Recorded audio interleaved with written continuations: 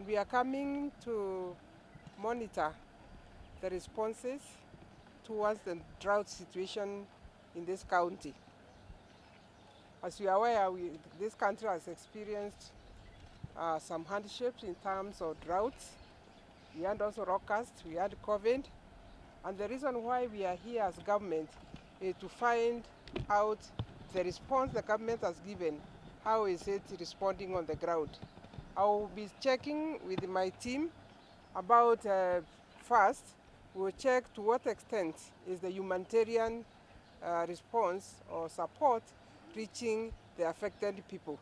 The humanitarian support relates to food, that is the food that is being distributed.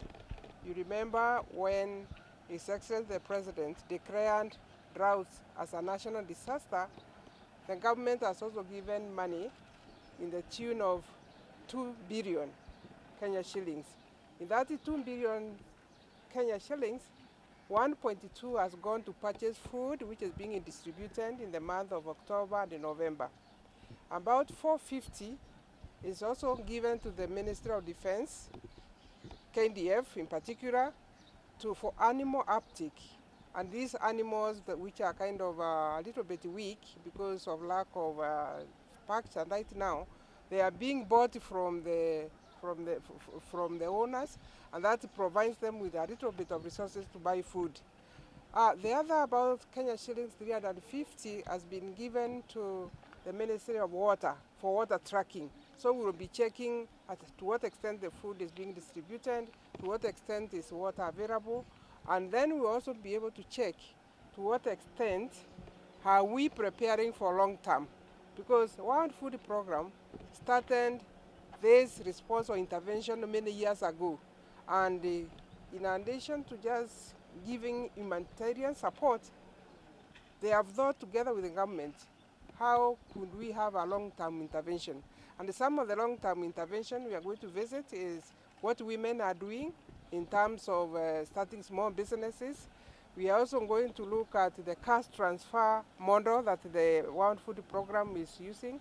And I'm more excited of the cash transfer model because the government already has a policy shift where we are not going to be distributing food anymore from December, except in schools for school feeding program where we have food we can give to schools. So the cash transfer model that has been used by the World Food Program, I'm going to witness it today, and as we move to December, where the government is going to do a large scale cash transfer to all people affected by drought, then we have lessons learned, and I'm sure we are going to do it much, much better. I'm also be listening to what the community on the ground are saying, what are some of their challenges, and what the government do. And together, because government cannot do everything, we are also supported by other development partners like Red Cross, World Food Program, Food Agriculture Organization, so that at the end of it, we improve the quality of life who have been affected by the droughts. Why are we moving from distributing physical food to cash transfer? We know that in the process of transferring food, purchasing it, transporting it with the trucks to various destinations, we have experienced problems where food could also get spoiled on the way, trucks break down. Sometimes the amount of food does not reach the affected people in the right quantity and also in the right quality. So we have also experienced some integrity issues that maybe the food, when it gets to some destination, it might be given to not the very people deserving. But moving to cash transfer has many advantages. One, it gives dignity to the people affected in the sense that I will get my own money, 3,000 per household, and I will go to the market and buy food. It is also empowering. One feels that I'm empowered to go and buy food rather than trek a long distance, maybe where I go and queue. Even queuing for that food really doesn't show dignity to a lot of people. And sometimes the most vulnerable might never reach to that queue and even wait for long, maybe for that food. So we feel reducing that human interaction through food distribution.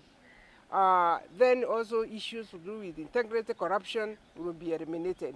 When we move to cash transfer, because most of the Kenyans now have a telephone, and we are working with our development partner, Safaricom, people you use their telephone to receive their cash transfer.